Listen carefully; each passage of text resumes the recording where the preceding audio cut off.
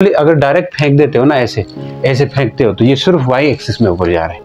अगर ऐसे curve path पे मूव करे तो ये ऊपर ऊपर भी जा रहा है, देखो टॉप पे गया, वापस आते वक्त भी नीचे बने, मतलब वर्टिकल कंपोनेंट्स में चेंज आ रहे हैं। बोर तो नहीं हो रहे हो ना, बोर नहीं हो रहे ना।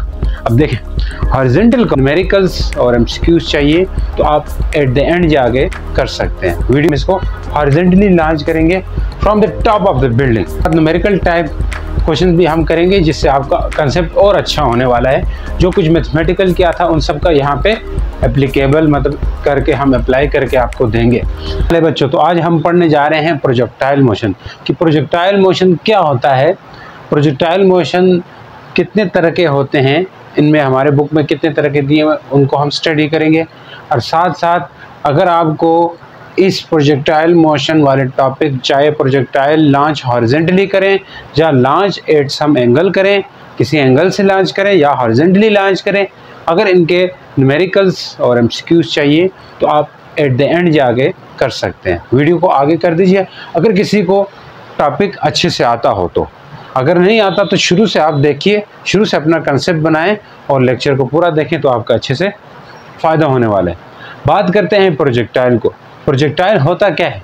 प्रोजेक्टाइल आमतौर पर उस बॉडी या इस ऑब्जेक्ट को कहेंगे जिसको एक दफ़ा मतलब लॉन्च किया जाए, थ्रो किया जाए या प्रोजेक्ट किया जाए और एयर के अंदर और वो फ्लाइट करे तो वो एक प्रोजेक्टाइल कहला सकता है। यानी कि प्रोजेक्टाइल हमारे पास क्रिकेट बॉल हो सकता है, फुटबॉल हो सकता है या कोई भी चीज़ जिसको हम थ्रो करते हैं जो कर्व लाइन में, कर्व पाथ में मूव करे तो वो एक प्रोजेक्टाइल हो जाता है। तो बात करते हैं प्रोजेक्टाइल मोशन क्या होता है कि प्रोजेक्टाइल क्या होता है सबसे पहले। हाँ, मोशन के बारे में तो बाद में बात करेंगे, लेकिन प्रोजेक्टाइल क्या होता है इसको पहले देखेंगे। प्रोजेक्टाइल क्या है? An object that flight in, यानी कि जो फ्लाइट करें, ठीक है, in air after being thrown or projected, ठीक है, प्रोजेक्टेड, तो उसको हम क्या कहेंगे? Is called projectile. इसको हम प्रोजेक्टाइल नाम देंगे। यानी कि जिसको थ्रो किया जाए या प्रोजेक्ट किया जाए और वो एयर के अंदर फ्लाइट करे तो वो क्या होगा? प्रोजेक्टाइल होगा। जिसमें एग्जाम्पल के तौर पर ये कोई क्रिकेट बॉल हो सकता है और साथ फुटबॉल हो सकता है, सही, एक्सेट्रा। इस तरह की चीज़ें आपके पास प्रोजेक्टाइल मोशन की एग्जाम्पल में आते हैं। अब प्रोजेक्टाइल बेसिकली हमने कहा कर्व पाथ होता है। अगर ऐसे थ्रो किया जाए, यहाँ से कोई बॉल है उसको आप किक करें, किक करने से ऐसे मूव करेगा तो ये जिस रास्ते से मूव करता हुआ जाएगा इस रास्ते को क्या बोलते हैं बच्चों? ट्रेजेक्ट्री। क्या बोलेंगे? ट्रेजेक्ट्री। यानी कि वो रास्ता जिससे जो प्रोजेक्टाइल है, चाहे वो क्रिकेट बॉल है जिससे आप बैट से छक्का मारते हैं, शॉट मारते हैं, तब वो जो क्रिकेट बॉल मूव करता है वो भी जिस रास्ते से मूव करेगा वो उस क्रिकेट बॉल यानी कि प्रोजेक्टाइल की ट्रेजेक्ट्री कहला जाएगी। यानी कि ट्रेजेक्ट्री क्या है? एक तरह से अगर कह रहे हैं तो ट्रेजेक्ट्री बच्चों है, कहलाएगी किसको? ट्रेजेक्ट्री कहते हैं the path followed by a projectile. जिस रास्ते से जिस प्रोजेक्टाइल मूव करेगा वो ट्रेजेक्ट्री है। क्या कह सकते हैं? पाथ फॉलोड बाय प्रोजेक्टाइल, यानी कि जो प्रोजेक्टाइल जिस पाथ से जाएगा तो उसे हम क्या कहेंगे? ट्रेजेक्ट्री कहेंगे। सही हो गया। अब ये जो प्रोजेक्टाइल मोशन क्या हो गया? प्रोजेक्टाइल की तो हमें समझ आए वो कोई भी चीज़ जिसको हम लात मारें या जिसको हम फेंकें, ठीक है, तो वो एक तरह से कौन सा मोशन कर सकता है? वो एक तरह से प्रोजेक्टाइल हो सकता है। लेकिन प्रोजेक्टाइल मोशन क्या होगा? जो भी प्रोजेक्टाइल मोशन होता है बच्चों वो 2 डायमेंशंस में मूव करता है। अभी तक आपने पढ़ा है वो क्या पढ़ा है? 1 डायमेंशनल मोशन पढ़ा है। जैसे लीनियर मोशन पढ़ते थे, स्ट्रेट पाथ में जो ट्रांसलेटरी मोशन पढ़ रहे थे। अब यहाँ पे ट्रांसलेटरी मोशन की ही एक स्पेशल काइंड आती है जो कि कर्व पाथ पे मोशन हो। तो जब भी कर्व पाथ पे मोशन हो तो उसे हम प्रोजेक्टाइल मोशन कहते हैं। कर्व पाथ पे होने के साथ साथ ये कर्व पाथ पे जो मोशन होता है बच्चों, ये 2 डायमेंशंस में होता है। 2 डायमेंशंस में बताया, कहने का मतलब ये है कि ये वाई एक्सिस में भी ऊपर जाता है और एक्स एक्सिस में साथ साथ आगे भी जाता है। समझ आ रही? ऊपर ऊपर भी जाएगा और आगे आगे भी जाएगा। या नीचे आ रहा है तो नीचे नीचे भी आएगा, ऊपर ऊपर भी जाएगा। ये से इस पाथ को ले ले जहाँ पे मैंने ये पाथ बनाया था, यहाँ पे प्रोजेक्टाइल है, ये 2 डायमेंशनल मोशन होता है, यानी कि ये एक प्रोजेक्टाइल हमने लॉन्च करना है तो ये कुछ ऐसे जाएगा। अब अगर इसको पूरे इसके सफ़र को, जहाँ से जहाँ तक जो सफ़र है, इसको अगर डिटेल में देखो तो क्या हो रहा है कि यहाँ पे जो हमने ऊपर की तरफ भेजा है प्रोजेक्टाइल, इसका मोशन तो वेलोसिटी ये है, लेकिन ये वेलोसिटी जो है इसके 2 कंपोनेंट्स बनेंगे। यानी कि अगर ये एंगल, किसी एंगल से हमने इसको प्रोजेक्ट किया, एंगल से प्रोजेक्ट किया है, तो अब यहाँ पे इसके कंपोनेंट बनेंगे। एक जो Vx वाला कंपोनेंट है, एक Vy वाला कंपोनेंट है। अब ये ऊपर ऊपर जा रहा है तो Vy में चेंज आ रहा है, समझ आ रही है? इधर जा रहा है तो Vx है, ये ऊपर जाएगा Vy, और at the end top most पे जाके Vy 0 होता है, Vx अभी भी रहता है। फिर यहाँ पे आके बच्चों Vy फिर आ जाता है, ये Vx होगा। फिर यहाँ पे जाके Vx Vy, ये Vx होगा, ये Vy होगा। तो मतलब क्या है कि अब देखें जो Vy वाला कंपोनेंट है, देखिए कोई भी फोर्स अगर एंगल बनाए तो हम उसके कंपोनेंट्स बना सकते हैं। क्या बना सकते हैं बच्चों? कंपोनेंट्स बना सकते हैं। वो कंपोनेंट Vy और Vx बनाए। Vx का मतलब है हॉरिजॉन्टल कंपोनेंट, जो वो कंपोनेंट जो x एक्सिस के अलांग है। Vy का मतलब है वर्टिकल कंपोनेंट, जो y एक्सिस के अलांग होता है। तो अगर यहाँ पे हम एक्सिस कोई बना लें तो ये ऐसे होंगे कुछ, ये v यानी कि ये x एक्सिस होगा बच्चों, आपका क्या होगा? x एक्सिस, और ये क्या होगा? y एक्सिस होगा। अब देखें y एक्सिस में ऊपर भी जा रहा है, ऊपर भी जा रहा है, और x एक्सिस में आगे भी जा रहा है। अब सिंपली अगर डायरेक्ट फेंक देते हो ना, ऐसे ऐसे फेंकते हो, तो ये सिर्फ y एक्सिस में ऊपर जा रहा है। अगर ऐसे कर्व पाथ पे मूव करे तो ये ऊपर ऊपर भी जा रहा है, देखो टॉप पे गया, वापस आते वक्त भी नीचे बने, मतलब वर्टिकल कंपोनेंट्स में चेंज आ रहा है। तो मतलब ऊपर भी जा रहा है और आगे भी जा रहा है, ऐसा मूव कर रहा है, आगे भी जा रहा है, यानी कि हॉरिजॉन्टल डायरेक्शन में आगे भी जा रहा है। तो ये 2 डायमेंशंस का मोशन होगा बच्चों। ये कैसा मोशन होगा? 2 डायमेंशनल मोशन होगा। तो प्रोजेक्टाइल मोशन भी कैसा मोशन होता है? जो भी प्रोजेक्टाइल मोशन है वो हमेशा 2 डायमेंशनल मोशन होता है। किसी भी ऑब्जेक्ट या किसी भी बॉडी का 2 डायमेंशन मोशन हो, और ये जो मोशन है वो अंडर द ग्रेविटी होता है। ऐसा नहीं मूव कर रहा है तो ये नीचे आने की वजह क्या है? यहाँ पे नीचे आ गया ये ग्रेविटी की वजह से। तो ये ग्रेविटी के इन्फ्लुएंस में मोशन होता है, ग्रेविटी के प्रेजेंस में, ग्रेविटी के यानी कि under the action of gravity. Gravity होगी तब मूव, देखो ग्रेविटी की वजह से ये मूव कर रहे हैं ना, ग्रेविटी साथ साथ लग रही है, ठीक है। यानी कि इन्फ्लुएंस ऑफ ग्रेविटी का मतलब ग्रेविटी भी इन्वॉल्व है इस मोशन के अंदर, यानी कि फोर्स ऑफ ग्रेविटी जो अर्थ की है वो भी इन्वॉल्व है, वो भी साथ साथ आगे देखते हो आप, यहाँ पे ग्रेविटी लग रही है तो इसका वापस आहिस्ता आहिस्ता करके इसको ड्रॉप करती जा रही है ग्रेविटी। समझ आई बात? तो मतलब क्या है कि ये जो मोशन है वो ग्रेविटी के अंडर हो रहा है। और दूसरी बात, और ये इनर्शिया की वजह से भी होता है, यानी कि इनर्शिया है इस बाल में क्योंकि इसका मैस है, तो इनर्शिया की वजह से ये बाल जिधर से गया था उधर ही नहीं गिर रहा। अगर इनर्शिया ना होती तो क्या होता? ये आप फेंक रहे हो तो ऊपर से डायरेक्ट टपक के नीचे आ जाता, लेकिन जो आगे जा रहा है वो ड्यू टू इनर्शिया मोशन है, इनर्शिया की वजह से। कि इनर्शिया कह रही कि ये मोशन में है तो मोशन में ही रहे, इसलिए ये आगे आगे भी मूव कर रहे हैं। तो ग्रेविटेशनल यानी कि ये प्रोजेक्टाइल मोशन कैसा मोशन हो गया? ऐसा मोशन जिस मोशन के अंदर बॉडी कैसे ग्रेविटी के अंडर मूव करे और इनर्शिया में, यानी कि इनर्शिया के अंडर मूव करे, तो हम कह सकते हैं प्रोजेक्टाइल मोशन क्या होगा। अब देखें डेफिनेशन करेंगे तो ये बात समझ आएगी, ठीक हो बच्चों। प्रोजेक्टाइल मोशन तो क्या है? प्रोजेक्टाइल मोशन यानी कि the 2 dimensional motion of body, किसी भी बॉडी का 2 डायमेंशनल मोशन। क्या motion? The 2 dimensional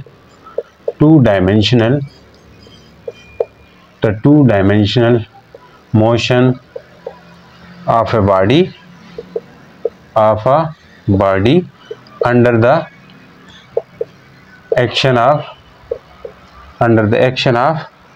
force of gravity, क्योंकि फोर्स ऑफ ग्रेविटी के अंडर हो रहा है ये मोशन, एंड इनर्शिया।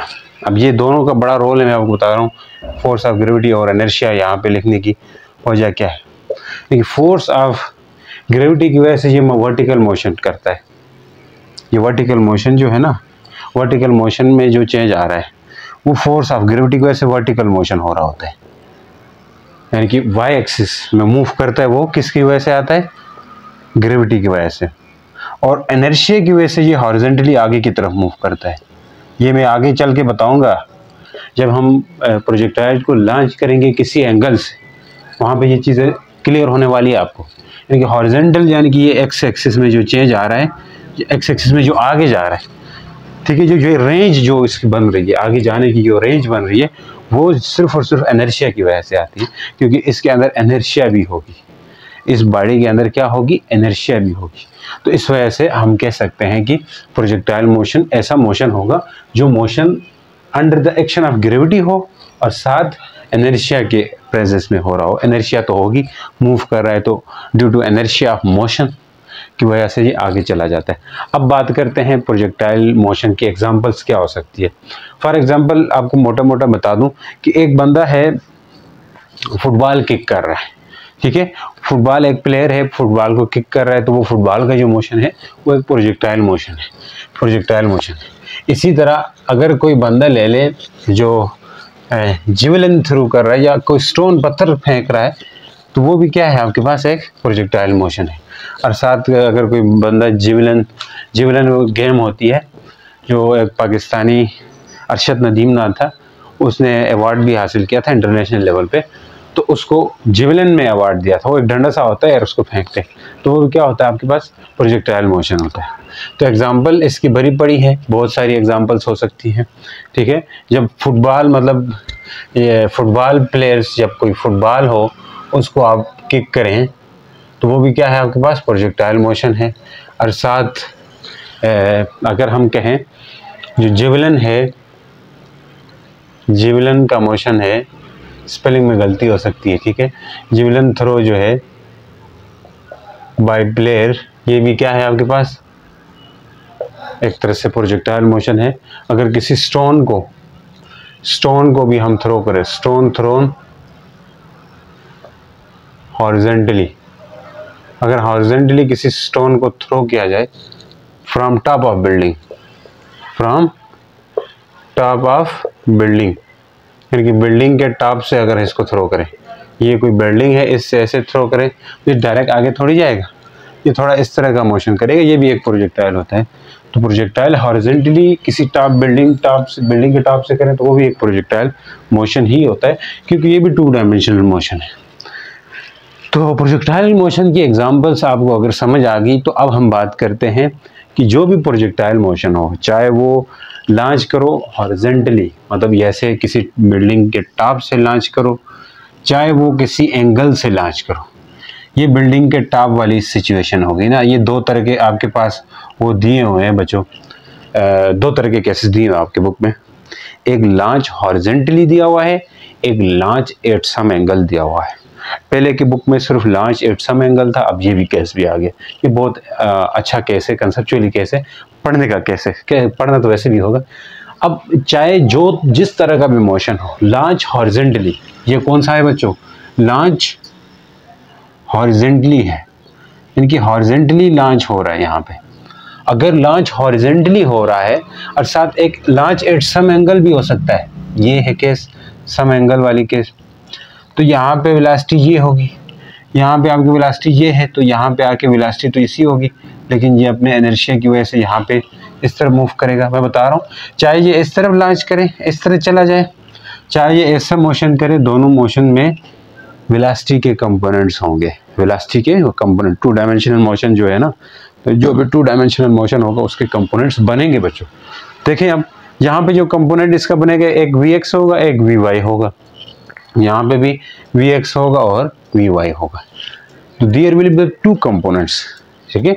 जब भी हम किसी वो करते हैं, क्या करते हैं, किसी बॉडी को सम एंगल से लॉन्च करें या लॉन्च हॉरिजॉन्टली करें, ये कैसा लॉन्च हो रहा है, एट सम एंगल। ये आपके बुक में कैसे दिए, हम इसको आगे पढ़ेंगे, इसको भी हम डिटेल में पढ़ेंगे, इसको भी पढ़ेंगे, इससे जुड़े न्यूमेरिकल्स ये सब हम करने वाले हैं बच्चों, ठीक है। तो इन दोनों केसेस में क्या हो रहा है, टू कंपोनेंट्स बनते हैं, vertical component and horizontal component. Whenever हम जब किसी प्रोजेक्टाइल को थ्रो करते हैं इन एयर, तो there will be the two components, यानी कि कितने होते हैं, दो कंपोनेंट्स होते हैं। तो प्रोजेक्टाइल अगर थ्रो करें, तो प्रोजेक्टाइल थ्रोन, तो कितने होंगे, टू कंपोनेंट्स विल फॉर्म। कितने कंपोनेंट्स, टू कंपोनेंट्स होंगे बच्चों, दो कंपोनेंट्स होंगे। एक कंपोनेंट होगा हॉरिजॉन्टल कंपोनेंट, एक होगा वर्टिकल कंपोनेंट। कितने कंपोनेंट होंगे, जैसे यहाँ ये Vx है, ये हॉरिजॉन्टल होगा, ये कौन सा कंपोनेंट है, हॉरिजॉन्टल कंपोनेंट है, हॉरिजॉन्टल कंपोनेंट है।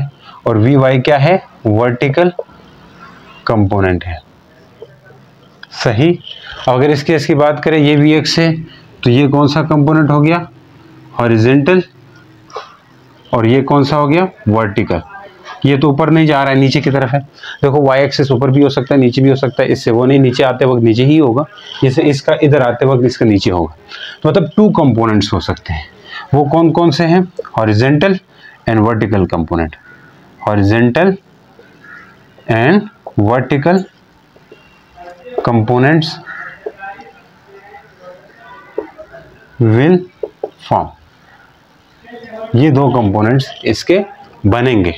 अब ये जो दोनों कंपोनेंट्स है, जो हॉरिजॉन्टल कंपोनेंट की बात करें, तो थ्रू आउट दी ट्रेजेक्ट्री या थ्रू आउट दी जर्नी, पूरे सफ़र में वो हॉरिजॉन्टल कंपोनेंट पे कोई फ़र्क नहीं पड़ेगा, क्योंकि हॉरिजॉन्टल एक्सिस में, क्योंकि प्रोजेक्टाइल आगे जाते वक्त, यानी कि ऊपर हम थ्रो करें तो आगे आगे जाते वक्त इस पर कोई फोर्स नहीं लग रही है, तो फिर आगे मूव क्यों कर रहा है, ड्यू टू इनर्शिया की वजह से, मैंने पहले बताया था। अब आगे की तरफ कोई फोर्स नहीं है तो एक्सेलरेशन नहीं है, ठीक है। यानी कि हॉरिजॉन्टल कंपोनेंट्स के अलांग कोई फोर्स नहीं है, यानी कि जो हॉरिजॉन्टल कंपोनेंट ऑफ वेलोसिटी है वो है विदाउट एनी एक्सेलरेशन, ठीक है। हॉरिजॉन्टल कंपोनेंट में क्या है, विदाउट एनी एक्सेलरेशन, ठीक है जी।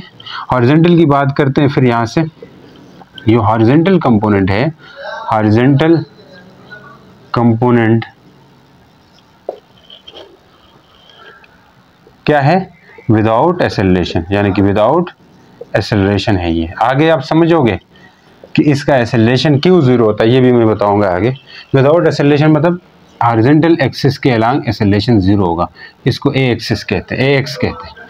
यानी कि एक्सेलरेशन की भी दो वेलोसिटी के दो कंपोनेंट बन रहे हैं, तो एक्सेलरेशन के भी दो कंपोनेंट बनेंगे। तो जो एक्सेलरेशन हॉरिजॉन्टल डायरेक्शन में होगा वो उसका कंपोनेंट जीरो होगा, मतलब हॉरिजॉन्टल डायरेक्शन में कोई एक्सेलरेशन नहीं हो रहा है, कोई फोर्स नहीं लग रही, सिर्फ और सिर्फ आगे जा रहा है। तो क्यों जा रहा है, ड्यू टू इनर्शिया। अब जो वर्टिकल कंपोनेंट है बच्चों, उसकी बात करते हैं। यानी कि जो वर्टिकल कंपोनेंट है, इसमें अगर एक फोर्स लग रही है, यानी कि ये आपके पास कांस्टेंट एक्सेलरेशन के साथ मूव कर रहा है, वो जो कांस्टेंट एक्सेलरेशन है वो एक्सेलरेशन ड्यू टू ग्रेविटी है। वर्टिकल में ऊपर जा रहा है तो फिर ग्रेविटी उसको खींच रही है, खींचने की वजह से उसके अंदर जो एक एक्सेलरेशन आ रहा है वो कांस्टेंट एक्सेलरेशन होता है, वो होता है एक्सेलरेशन ड्यू टू ग्रेविटी। तो ये मूव करता है विदाउट एक्सेलरेशन, ये जा रहा है, और ये किसके साथ जा रहा है, कांस्टेंट एक्सेलरेशन के साथ मूव करेगा, कांस्टेंट एक्सेलरेशन के साथ मूव करेगा। दैट इज कौन सा है, acceleration due to gravity, acceleration due to gravity move कर रहा है। यानी कि जो acceleration due to gravity move कर रहा है उसका वो एक्सेलरेशन कितना होता है बच्चों, AY वो G के बराबर होता है, ठीक है जी। अब अगर नीचे आ रहा है तो G पॉजिटिव, ऊपर जा रहा है तो नेगेटिव, ठीक है। तो ये आपके पास कितने कंपोनेंट हो गए, ये एक्सेलरेशन के साथ आ रहा है और ये विदाउट एक्सेलरेशन जा रहा है।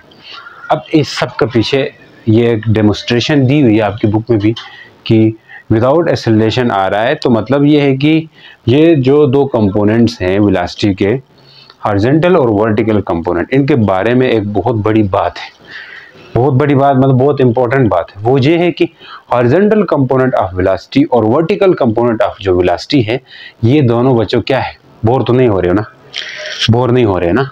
अब देखें, हॉरिजॉन्टल कंपोनेंट मतलब Vx, वर्टिकल कंपोनेंट Vy, ठीक है। जहां पे भी आके ये ऐसे एक दूसरे से हमेशा म्यूचुअली परपेंडिकुलर ही होंगे, क्योंकि ये जो कंपोनेंट्स बनते हैं आपने चैप्टर नंबर 2 में पढ़े हैं वो हमेशा म्यूचुअली परपेंडिकुलर होते हैं। तो यहाँ पे जो ये x है और ये vy है, तो vx हमेशा कांस्टेंट होता है, vy चेंज होता रहता है उसका मैग्नीट्यूड, ठीक है। अब यहाँ पे क्यों होता है ये सब आगे हम सीखने वाले हैं बच्चों। अभी के लिए ये कुछ बातें समझ आ रही है तो उनको पिक करते हुए जाओ, लेकिन जिनमें डाउट रह रहा है वो आगे जाके सब क्लियर होने वाला है, टेंशन नहीं लेने का। लेकिन फिर भी मैं यहाँ कोशिश पूरी कर रहा हूँ कि आपको पूरी समझ आ जाए यहाँ पे, ठीक है जी। अब यहाँ पे जो Vx कंपोनेंट है, मैंने कहा जो Vx कंपोनेंट है ये हॉरिजेंटल कंपोनेंट तो है, लेकिन ये क्या है, कांस्टेंट है, और Vy वर्टिकल कंपोनेंट है। अब ये दोनों कंपोनेंट्स इंडिपेंडेंट है, यानी कि हॉरिजॉन्टल कंपोनेंट ऑफ वेलोसिटी और vertical component of velocity are क्या है, इंडिपेंडेंट टू ईच अदर। ये मैंने नहीं कहा है, ये कहा गैलीलियो ने 1632 में कहा है, बहुत पुरानी बात है, सही। उन्होंने क्या कहा है कि horizontal component of velocity and vertical component of velocity क्या है, इंडिपेंडेंट टू ईच अदर है। अब कैसे इंडिपेंडेंट है, ये आपके ऊपर एक क्वेश्चन भी आ सकता है कि how horizontal component of velocity and vertical component of velocity are independent to each other. तो वो चीज़ अब हम समझने वाले हैं कैसे इंडिपेंडेंट है। देखें, अब मैं इस चीज़ को एक एग्जांपल भी लेके हम आंसर करेंगे इस क्वेश्चन का, और साथ साथ इंडिपेंडेंट है ये बात भी हम कह देंगे। अब देखिएगा बहुत इजी है, बहुत बात इजी है, इस पे बने रहना, थोड़ा सा देखो कैसे इजी है, सब समझ आने वाले, उम्मीद कर रहा हूँ समझ तो आ रही है एकदम से। अब देखें, how horizontal and vertical component, how horizontal and other क्या है, vertical component of velocity are independent during projectile motion, during projectile motion, yes, projectile motion के दौरान हॉरिजॉन्टल कंपोनेंट और वर्टिकल कंपोनेंट कैसे एक दूसरों के इंडिपेंडेंट है, ये बात हम समझने वाले हैं। इंडिपेंडेंट तो है, तो गैलीलियो ने कहा था, क्या कहा था, the horizontal and vertical component of velocity are independent to each other.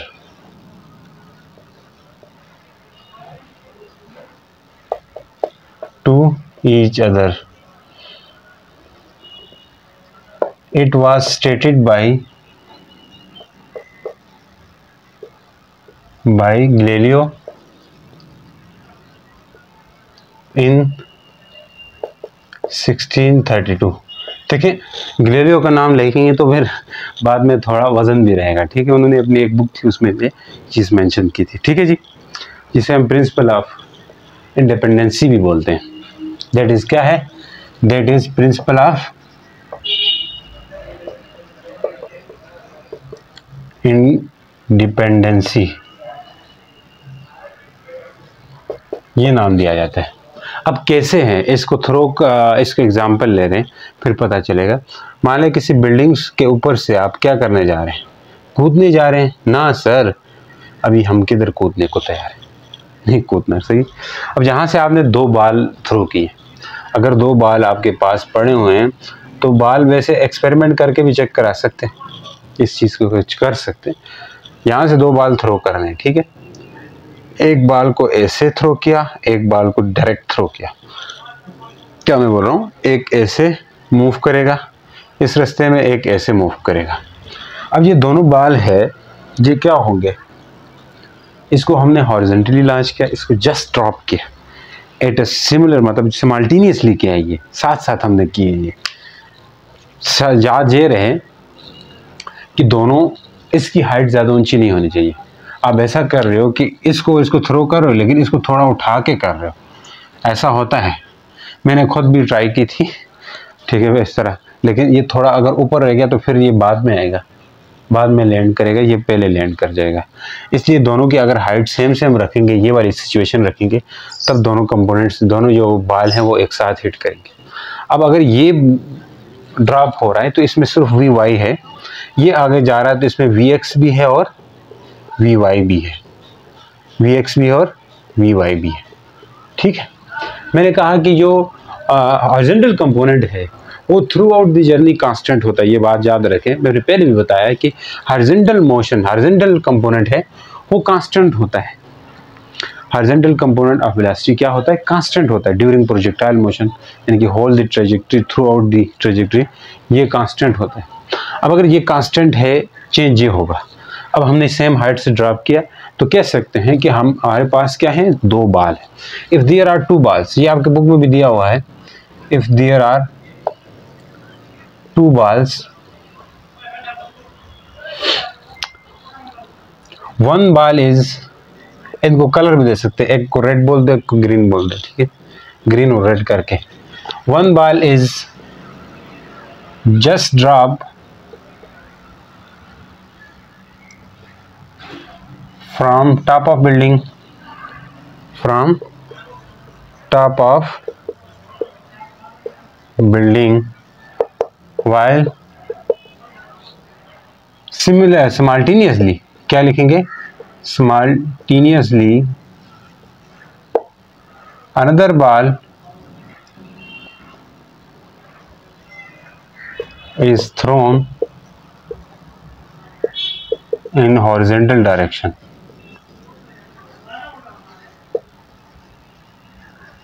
हमने साथ साथ किए ये काम। जब इसको ड्रॉप किया तो इसको इसी टाइम ही फेंका था हमने, साथ एक साथ ये काम हुआ।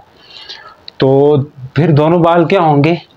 दोनों सेम टाइम पे नीचे आएंगे, गिरेंगे, लेकिन वो डिफरेंट प्लेसेस पे गिरेंगे। ये आगे गिरेगा, ये पीछे, तो डिफरेंट प्लेसेस। देखिए, बोथ हम लिख सकते हैं, then both balls reach in same time at different places। क्या बच्चों? at different places, अलग अलग जगहों पे सेम टाइम पे ये आएंगे। इसका क्या मतलब है? अब देखें, सेम टाइम पे आने का मतलब ये है बच्चों, अब ये समझने वाली बात है, ठीक है जी। ये तो आप एक्सपेरिमेंट करके दिखाई भी देगा, आपको ऑब्जर्व भी होगा। अब यहाँ पे इस बेचारे के पास, इसके पास एक ही कंपोनेंट था, वर्टिकल ही था, इसके पास वर्टिकल विथ हॉरिजॉन्टल था। तो हॉरिजॉन्टल कंपोनेंट ने यानी कि कोई इफेक्ट नहीं डाला, यानी कि जो हॉरिजॉन्टल कंपोनेंट ऑफ वेलोसिटी है, प्रोजेक्टाइल मोशन ये हो रहा है ना, तो ये फ्री फॉल हो रहा है, तो प्रोजेक्टाइल मोशन ये, तो इस प्रोजेक्टाइल मोशन के अंदर ये जो वर्टिकल कंपोनेंट्स है, वी एक्स है, ये तो कांस्टेंट है, लेकिन इसने कोई इफेक्ट नहीं डाला इस वर्टिकल कंपोनेंट पे। इस वजह से ये सेम टाइम पे और अलग अलग जगहों पे गिरे हैं ये। This means the vertical component जो है वो अनअफेक्टेड हुआ, नॉट अफेक्ट हुआ, मतलब कोई इफेक्ट नहीं हुआ उसके अंदर, किसके वजह से? Horizontal components. तो हम लिख सकते हैं, दिस मीन्स दैट, क्या लिख सकते हैं? This means that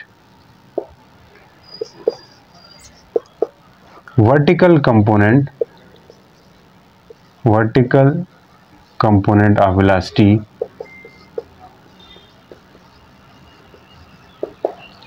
is unaffected by horizontal component।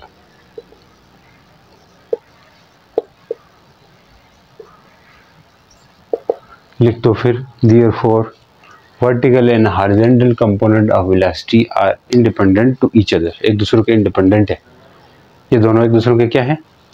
Independent है। तो ये बात हुई हमारे पास इंडिपेंडेंसी की। अब हम प्रोजेक्टाइल मोशन को स्टडी करने से पहले, दो केसेस हैं, लॉन्च हॉरिजॉन्टली और दूसरे, इनको स्टडी करने से पहले हम अजम्पशंस लेते हैं कि वो अजम्पशंस क्या होंगे, कंडीशंस क्या होंगे। प्रोजेक्टाइल मोशन को स्टडी करते हुए कुछ एजम्पशंस लिए जाते हैं, वो क्या हो सकते हैं, उसको हम पढ़ते हैं। तो चलिए,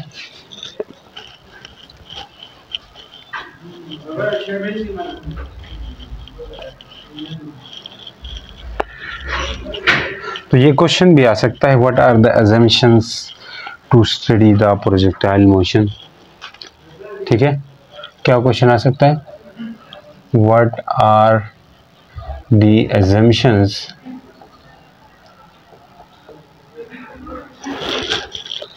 to study the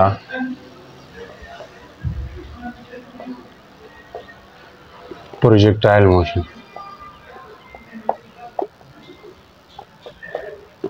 पहला assumption ये है दी एयर रेजिस्टेंस जो है, एयर रेजिस्टेंस जब प्रोजेक्टाइल मूव करते हैं तो एयर रेजिस्टेंस भी होगी, उस एयर रेजिस्टेंस का जो इफेक्ट है वो ना होने के बराबर है प्रोजेक्टाइल के ऊपर। हम ये assumption लेते हैं कि यानी कि जो एयर रेजिस्टेंस है उसका हमारा मानना है कि एयर रेजिस्टेंस का जो इफेक्ट है वो हम बात करेंगे, उसकी बात करेंगे। Air resistance has negligible effect, has negligible, negligible क्या स्पेलिंग है यार, negligible effect, air resistance has negligible effect किसके ऊपर, ऑन प्रोजेक्टाइल मोशन। क्योंकि प्रोजेक्टाइल मोशन के ऊपर क्या है, नेग्लिजिबल इफेक्ट है। ये बात समझ आई। दूसरी बात ये कह रहा है कि जो इफेक्ट है due to rotation of earth, earth rotate भी तो कर रही, प्रोजेक्टाइल ऊपर जा रहा है तो क्या अर्थ रोटेट नहीं करेगी, रोटेट करेगी, तो अर्थ की रोटेशन की वजह से जो इफेक्ट होगा प्रोजेक्टाइल मोशन की बात वो भी नेग्लिजिबल होगा। क्योंकि ये जो प्रोजेक्टाइल होता है वो near to the surface of earth होता है, ज़्यादा दूर नहीं होता। ठीक है, तो हम लिखेंगे, क्या लिखेंगे कि इफेक्ट जो होने वाला है, effect due to rotation of earth has negligible effect. क्योंकि इसका भी इफेक्ट क्या है, नेग्लिजिबल है। ये बात भी हमने अज्यूम कर लेनी है। ठीक है, नेक्स्ट जो बात है तीसरी, थ्रू आउट द ट्रेजेक्ट्री, यानी पूरे ट्रेजेक्ट्री के अंदर जो एक्सेलरेशन ड्यू टू ग्रेविटी है उसका मैग्नीट्यूड और डायरेक्शन क्या होती है, कांस्टेंट होती है।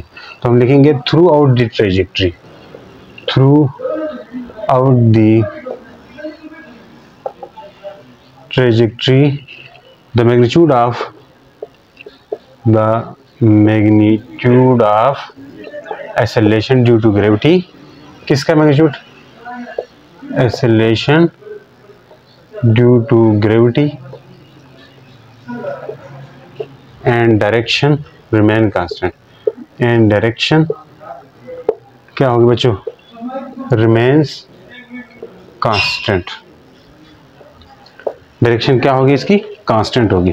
ये अजम्पशंस हम लेके फिर प्रोजेक्टाइल मोशन को स्टडी करते हैं। अब इसके बाद इसके केसेस आएंगे तो केसेस को हम अच्छे से पढ़ेंगे। ठीक होगी बच्चों, चलिए बच्चों अब हम पढ़ते हैं प्रोजेक्टाइल का केस 1, जिसमें प्रोजेक्टाइल यानी कि जब मैंने प्रोजेक्टाइल लॉन्च हॉरिजॉन्टली, यानी कि हम इसको हॉरिजॉन्टली लॉन्च करेंगे from the top of the building.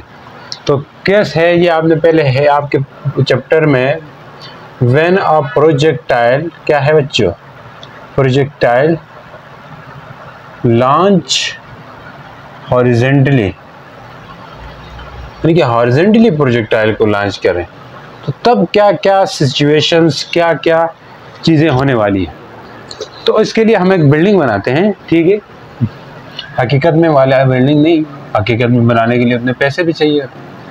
चले, ये कोई बिल्डिंग है, इसके ऊपर से हमने किसी प्रोजेक्टाइल को क्या करवाया, लॉन्च करवाना है।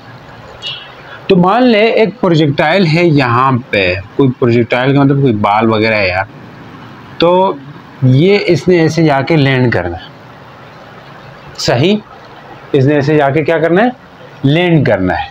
तो हम ये मान के चल रहे हैं कि इस प्रोजेक्टाइल का इस बिल्डिंग से जो डिस्टेंस है वो r है, और इस प्रोजेक्टाइल की जो हाइट है ये कुछ, वो हमने क्या मानी हुई है, h मानी है। ठीक है जी, h हाइट ऊपर है प्रोजेक्टाइल, और यहाँ से हमने इसको ऐसे कुछ थ्रो किया। अब यूँ थ्रो करने से क्या होने वाला है, इसकी हॉरिजॉन्टल वेलोसिटी तो इसको दी है, लेकिन ये उधर नहीं जाएगा, ये यहाँ पे इसको v से हमने, vi से हमने इसको प्रोजेक्ट किया, यानी कि vi से इसको हमने छोड़ दिया। तो ये पॉइंट O से लेके A पे आएगा, गिरेगा ना, ऐसा ही होगा, O से आके A पे गिरेगा। अब हॉरिजॉन्टल यानी इनिशियल वेलोसिटी इसको दी है, तो इनिशियल वेलोसिटी दी है, तो ये जो प्रोजेक्टाइल है ये मूव कर रहा है इस केस में। किस केस में? इस केस में, यानी कि इसको हमने initial velocity, suppose a body, ये आपके बुक में भी है, suppose a body launch horizontally with some initial velocity V I from height h, some height, कुछ हाइट h से हमने इसको लॉन्च किया। अब होना क्या है कि ये जो प्रोजेक्टाइल है ये मूव करेगा under the influence of two independent motion. Projectile क्या करेगा? मूव करेगा। क्या करेगा? मूव करेगा। Projectile moves under the influence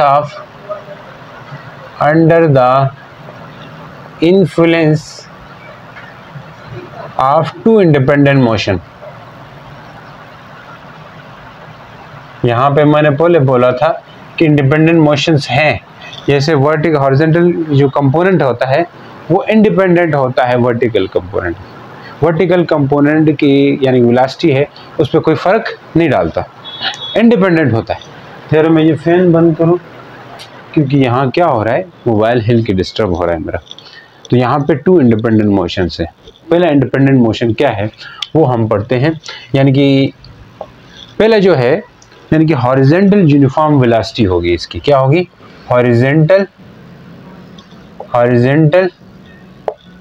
uniform velocity, यानी कि यूनिफॉर्म हॉरिजॉन्टल वेलोसिटी इसकी होगी,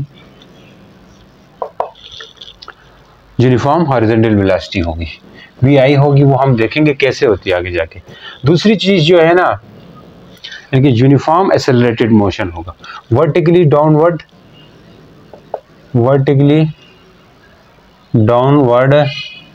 with uniform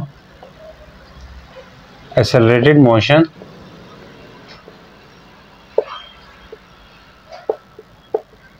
with constant g के साथ ये डाउनवर्ड मूव करेगा। अब ये दोनों मोशंस एक दूसरों के इंडिपेंडेंट है, चाहे जो वर्टिकली डाउनवर्ड मोशन है या हॉरिजॉन्टली यूनिफॉर्म वेलोसिटी है, वो दोनों क्या है? एक दूसरे के इंडिपेंडेंट है। हॉरिजॉन्टली यूनिफॉर्म वेलोसिटी का मतलब ये है कि ये जो यूनिफॉर्म वेलोसिटी है यानी कि जो हॉरिजॉन्टल वेलोसिटी है वो through out the journey constant रहती है। वो हम मैथमेटिकल ड्राइव करके यहाँ प्रूफ करेंगे ये कैसे ये यूनिफॉर्म रहती है। तो एक वो चीज़, एक वर्टिकली जो यूनिफॉर्म एक्सेलरेशन है वो भी कांस्टेंट रहता है थ्रू आउट, मतलब यहाँ से प्रोजेक्टाइल आएगा और हिट करते वक्त तक। यहाँ तक बात समझ आ गई? जी हाँ। अब देखें यहाँ पे जो प्रोजेक्टाइल है वो मूव कर रहा है, फॉरवर्ड भी मूव कर रहा है और डाउनवर्ड भी आ रहा है। जो फॉरवर्ड जा रहा है projectile move forward due to inertia. क्या होता है जी? प्रोजेक्टाइल जो है, प्रोजेक्टाइल मूव्स फॉरवर्ड किस लिए? Due to inertia. इनर्शिया की वजह से जाता है। और ये वर्टिकली डाउनवर्ड आ रहा है, एंड वर्टिकली डाउनवर्ड किसकी वजह से होता है? Vertically downward due to gravity, यानी ग्रेविटी की वजह से ये वर्टिकली डाउनवर्ड आ रहा है। प्रोजेक्टाइल की बात कर रहा हूँ, ये फॉरवर्ड मूव करने की वजह क्या है? इनर्शिया इसके अंदर, और डाउनवर्ड आने की वजह क्या है? ग्रेविटी। ये बात पहले भी मैंने की थी लेकिन अभी लिख दी है, ठीक है जी। अब जहाँ पे इनिशियली एट पॉइंट ओ, यानी कि जब पॉइंट ओ था तो यहाँ पे इसकी इनिशियल हॉरिजॉन्टल वेलोसिटी भी होगी और इनिशियल वर्टिकल वेलोसिटी भी होगी। अब इसको हमने लॉन्च कैसे किया? हॉरिजॉन्टली लॉन्च किया है। तो लॉन्च हॉरिजॉन्टली किया है तो इससे क्या होगा? यानी कि इनिशियल वर्टिकल कंपोनेंट नहीं होगा, बाद में ग्रेविटी के अट्रैक्ट करने से, अभी इसको जाना आगे चाहिए था लेकिन नीचे आ गया। ग्रेविटी के अट्रैक्ट करने से यहाँ पे वर्टिकल कंपोनेंट भी बनेगा, बाद में वर्टिकल कंपोनेंट भी बनेगा। जैसे यहाँ से मान ले इस पॉइंट पे आया, इस पॉइंट पी पे आ गया, अब यहाँ आके ये प्रोजेक्टाइल तो ऐसे जाना चाहेगा, अब दो इसके पाथ होंगे, जाता ऐसे, लेकिन इसके जो कंपोनेंट होंगे वो कितने होंगे? दो होंगे बच्चों। एक हॉरिजॉन्टल कंपोनेंट होगा, ठीक है जी, मान ले किसी टाइम टी बाद वो VFX होगा, एक वर्टिकल कंपोनेंट होगा वो VFY होगा, ठीक है, कुछ सी टाइम टी बाद। यानी कि अगर इसका ये रिजल्टेंट वेलोसिटी V है, रिजल्टेंट वेलोसिटी की डायरेक्शन में ही कोई भी कोई भी बॉडी मूव करती है ना, रिजल्टेंट वेलोसिटी इस तरफ है, तो इसलिए इसने ये पाथ जा रहा है। अब यहाँ पे ये जो दो इंडिपेंडेंट मोशंस थे, इन दोनों के कंबाइंड इफेक्ट की वजह से इसने ये पाथ इख्तियार किया है। लेकिन इस रास्ते से इसको क्यों जाना पड़ रहा है? क्योंकि एक ग्रेविटी है, एक इनर्शिया है। ग्रेविटी और इनर्शिया के कंबाइंड इफेक्ट की वजह से ये ऐसा पैराबोलिक पाथ इख्तियार कर रहा है। पैराबोलिक पाथ मतलब इसका बन रहा है। तो कहने का मतलब ये है कि यहाँ पे ये जो इसकी हॉरिजॉन्टल वेलोसिटी है वही इसकी वेलोसिटी की डायरेक्शन है, उसी रास्ते में से इसने जाना है प्रोजेक्टाइल ने। लेकिन अब वो जो प्रोजेक्टाइल है उसके कंपोनेंट्स यहाँ पे बनने शुरू होंगे, क्योंकि दो इनर्शिया और ग्रेविटी की वजह से दो कंपोनेंट्स यहाँ पे बनते हुए दिखाई दे रहे हैं। आपको समझ आ रही है कि नहीं? अब आपकी बुक में ऐसे नहीं है तो मैं इसको ऐसे करके समझाऊंगा, आपको अच्छे समझ आने वाली है। वो तो डायरेक्ट नहीं समझ आती। यहाँ पे मैंने कहा कि ये सिर्फ आगे थ्रो किया था, तो इसकी जो इनिशियल वेलोसिटी है, यहाँ पे initial horizontal velocity VIX, initial horizontal velocity ये VI होगी, और इनिशियल वर्टिकल वेलोसिटी ये 0 के बराबर होगी, इनिशियली 8.0। लेकिन नीचे आते आते उसकी जो वेलोसिटी है वो वर्टिकल वेलोसिटी भी होगी कुछ टाइम बाद, टाइम t बाद, वो आगे हम बात करेंगे इसकी। अभी तक के लिए इतना ही समझो। तो हाँ, यहाँ पे आपको क्या बात समझ आई? अब क्यों आ रही एक्सेलरेशन भी यहाँ इन्वॉल्व हो रहा है, वो सब बातें करने वाला हूँ। वो बात भी पता चल जाएगी जो मैंने कहा था कि हॉरिजॉन्टली कोई एक्सेलरेशन नहीं होता, वर्टिकली एक्सेलरेशन होता है, कांस्टेंट होता है। वो सब बातें यहाँ क्लियर होने वाली है। अब देखें, तो यहाँ पे इनिशियल हॉरिजॉन्टल वेलोसिटी है वो क्या होगी? Initial horizontal velocity, horizontal velocity जिसको हमने किससे रिप्रेजेंट किया है बच्चों? VIX से, ये कि 0 है। तो इनिशियल वर्टिकल वेलोसिटी भी होगी, इनिशियल वर्टिकल वेलोसिटी भी होगी, जो कि अब क्या है वो VIY है, जो कि ये भी, या इनिशियल हॉरिजॉन्टल वेलोसिटी VI है। ठीक है, अब वहाँ पे लिखे भी थे यार, सॉरी बच्चों। इनिशियल वर्टिकल वेलोसिटी ये 0 है शुरू में, क्योंकि हॉरिजॉन्टली लॉन्च किया है। अब ये जब किसी एंगल से लॉन्च करेंगे तो तब के केस में ये 0 नहीं होगी, तब के केस में ये 0 नहीं होगी। अब हमें एक और बात करनी है, वो बात ये करनी है कि जे बॉडी जब मूव कर रही है तो इसके अंदर एक कांस्टेंट एक्सेलरेशन होगा डाउनवर्ड, और अलोंग द हॉरिजॉन्टल डायरेक्शन कोई एक्सेलरेशन नहीं होगा। अब इस बात की वजाहत के लिए हम ये लेते हैं कि हॉरिजॉन्टल के लिए जो सम ऑफ फोर्सेस है, हॉरिजॉन्टल डायरेक्शन में कोई फोर्स नहीं है ना, मैंने बोला आगे जा रहे हैं वो इनर्शिया की वजह से जा रहे हैं। तो sum of forces along horizontal direction वो क्या है? Sum of forces along horizontal direction वो 0 है, यानी कि हॉरिजॉन्टल डायरेक्शन में से 0 है। और वर्टिकल डायरेक्शन में जो फोर्सेस लग रही हैं वो तो लग रही है, इसी वजह से ये तो नीचे आ रहा है। वो किसके बराबर लग रही है? वेट के बराबर, ग्रेविटी के बराबर गिरती है। ग्रेविटी वेट के बराबर होती है, तो यहाँ पे उस ऑब्जेक्ट के वेट के बराबर mg के बराबर वर्टिकल डायरेक्शन में फोर्सेस लग रही है। अब देखें हॉरिजॉन्टल डायरेक्शन में फोर्स ये है, तो according to Newton second law हम ये कह सकते हैं, यहाँ पे मैं लिख नहीं रहा हूँ, मैथमेटिकल कर रहा हूँ, इससे भी आप समझ जाइएगा। तो एक्सेलरेशन किसके इक्वल होता है यार? देखिए आपको मैं बताऊँ, F इक्वल टू होता है ma ना। अगर F के साथ समीशन लगाए तो summation F equal to ma होगा। यहाँ से a को अलग कर दीजिए तो m इक्वल टू a, यानी कि ये फार्मूले बनने हैं एक्सेलरेशन के लिए। Summation of F divide by m लिख सकते हैं जैसा। तो इस केस में जो एक्सेलरेशन होगा हॉरिजॉन्टल, क्योंकि यहाँ पे summation of forces along x axis है, यानी कि x हॉरिजॉन्टली फोर्सेस का सम हो रहा है, तो हॉरिजॉन्टली फोर्सेस है ही नहीं, 0 है। तो इस बेस पे यहाँ पे हॉरिजॉन्टल एक्सिस के अलोंग जो एक्सेलरेशन होगा वो आएगा fx डिवाइड बाई m। अब summation of forces along horizontal direction वो तो 0 है, तो मैं यहाँ पे 0 डिवाइड बाई m कर देता हूँ, तो इससे क्या मिलने वाला है? 0। एक मिनट, कॉल आई है बच्चों, कॉल आई है। अब देखें यहाँ पे फोर्सेस का सम क्या हो रहा है? 0 हो रहा है, तो 0 डिवाइड बाई एनीथिंग 0, तो एक्सेलरेशन क्या होगा? 0 होगा along horizontal direction. Vertical direction की बात करते हैं। वर्टिकल डायरेक्शन में ये ए वाई जो है ये कुछ जो बनेगा summation of F Y divide by M. F Y किसके बराबर है? एम जी के। तो यहाँ पे मैं लिख सकता हूँ M G divide by M. M M से कैंसिल, अलोंग वर्टिकल डायरेक्शन जो एक्सेलरेशन है वो जी होता है, जो कि एक्सेलरेशन ड्यू टू ग्रेविटी है। एक्सेलरेशन क्या होगा? ड्यू टू ग्रेविटी होगा। क्योंकि ये दो एक्सेलरेशंस लग रहे हैं, दो एक्सेलरेशंस लग रहे हैं। एक हॉरिजॉन्टल एक्सेलरेशन 0 क्यों होता है, अभी वजह पता चली थोड़ी मैथमेटिकल से। वर्टिकल में एक्सेलरेशन जी होता है। जिस चीज़ें कुछ याद होनी चाहिए। अब यहाँ पे हम साइड पे इसको लिख के आगे कंटिन्यू करने चाहिए जाते हैं, खैर आपको याद रहेगा। अब यहाँ पे हमने लिखा तो अब याद भी रहेगा। अब ये याद है कि एक्सेलरेशन हॉरिजॉन्टल 0 है, दूसरा वर्टिकल जी के बराबर है, याद रखो इसको, ठीक है। हम आगे चलते हैं। तो आफ्टर टाइम टी इसकी वेलोसिटी, हमने अभी तो कहा कि हॉरिजॉन्टल डायरेक्शन में वेलोसिटी जो थी वो क्या है? vi है। वर्टिकल डायरेक्शन में इनिशियल वेलोसिटी 0 है। लेकिन आफ्टर कुछ टाइम टी बाद, यहाँ से यहाँ जाते हुए कुछ इंस्टेंट गया वेलोसिटी, उसके बाद जो वेलोसिटी के कंपोनेंट्स बन गए। तो उस वक्त हम देखते हैं कि वेलोसिटी क्या होगी।